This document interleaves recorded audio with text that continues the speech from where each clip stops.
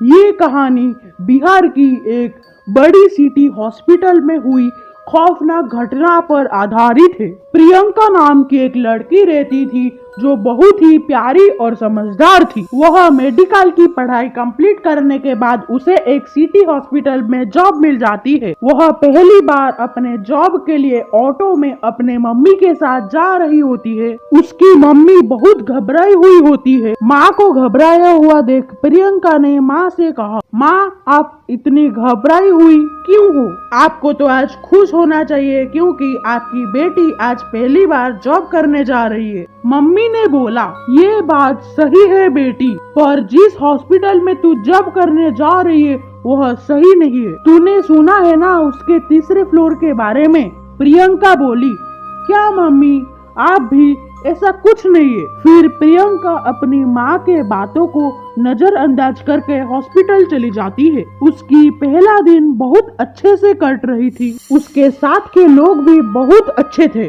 फिर प्रियंका ने वहाँ के एक व्यक्ति से तीसरे फ्लोर के बारे में पूछा। उस व्यक्ति ने बोला कि आज से 7 साल पहले यहाँ एक औरत का ऑपरेशन किया गया। उस ऑपरेशन में उसकी मौत हो गई और उसके बाद उसकी आत्मा यही भटकने लगी। फिर तांत्रिक को बुलाकर उसके आत्मा को तीसरे फ्लोर में कैद किया गया। लेकिन अगर जान प्यारी है तो उस डोर की तरफ देखना भी मत। इन दोनों की बातें हो ही रही थी कि वहाँ से एक आवाज आती है किसी का कि प्रियंका तुम्हें शाहिद सर बुला रहे हैं। फिर प्रियंका बोलती है कि अच्छा जा रहा हूँ। फिर प्रियंका शाहिद सर के पास चली जाती है। शाहिद सर ने कहा, तुम्हारी आज ही ज्वाइनिंग हुई है।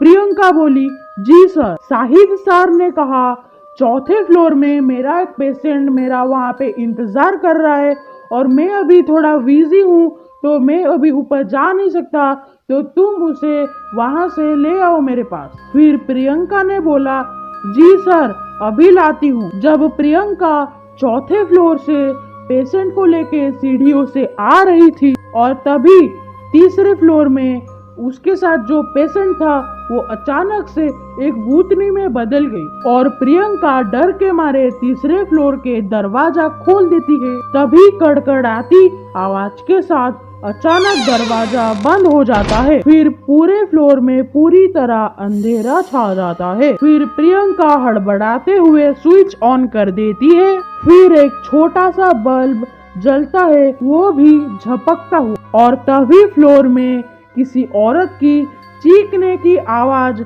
आने लगती है। प्रियंका बहुत ज्यादा डर जाती है। उसको कुछ समझ में ही नहीं आ रहा होता है कि उसके साथ क्या हो रहा है। फिर कुछ देर बाद फिर से चीखने की आवाज सुनाई देती। फिर प्रियंका डरी डरी बोलकर, कौन है? देखो देखो मुझे जाने दो, देखो देखो मैं जा रही हूँ, मुझे कुछ मत करना, प्लीज प्लीज। तभी प्रियंका जा रही थी, तभी अचानक फ्लोर का लाइट ऑफ हो गया और घोर अंधेरा हो गया। प्रियंका रोने लगती। फिर अचानक भूतनी का कटा फटा चेहरा और खून से लथपथ चेहरा सामने आ जाता है और प्रियंका जोर से चीखने लगती है। भूतनी बोली, बदला लेने में मदद चाहिए, क्या तुम मदद करोगी? प्रियंका डरी हुई बोली, मैं आपकी मदद नहीं कर सकती, और वैसे मैं आपकी क्या मदद कर सकती हूँ? भूतनी गुस्से से बोली, तुम्हें मेरी मदद करनी ही होगी। प्रियंका डरी हुई बोली, ठीक है, मैं आपकी क्या मदद कर सकती हूँ, बताइए मुझे। भूतनी बोली, मैं एक बार यहाँ पे मेरे बेटे का इलाज करवाने आई थी तो शाहिद ने कहा ऑपरेशन करना पड़ेगा। फिर कहता है उसकी ऑपरेशन में मृत्यु हो गई। तो जब मैंने चुपके से डॉक्टर की बात सुनी तो पता चला कि मेरा बेटा मरा नहीं था, उसे मार दिया गया और अंग निकाल दिए। और फिर जब मैंने इसका विरोध किया और सबको बता देने को कहा तो उन्होंने मुझे भी मार दिया और सबको ये बता दिया कि मेरी ऑपरेशन में मौत होगी। शाहिद अब भी ऐसा करता है, वह अच्छा इंसान नहीं है। फिर प्रियंका बोली, जो तुम कह रही हो अगर वो सही है तो मैं तुम्हारा हर हाल में मदद करूंगी। फिर एक दिन प्रियंका अपने दोस्त को पेशेंट बनाकर शाहिद के पास भेज देती है। शाहिद उसको ऑपरेशन कराने को कहता है। अगले दिन जब शाहिद ऑपरेशन शुरू करने ही वाला था कि तभी पुलिस ने आकर रंगे हाथ पकड़ लिया और लंबी सजा के लिए जेल में डाल दिया। शाहिद को सलाखों में देख भूतनी ने प्रियंका को शुक्रिया कहा और तुरंत अस्पताल को छोड़ दिया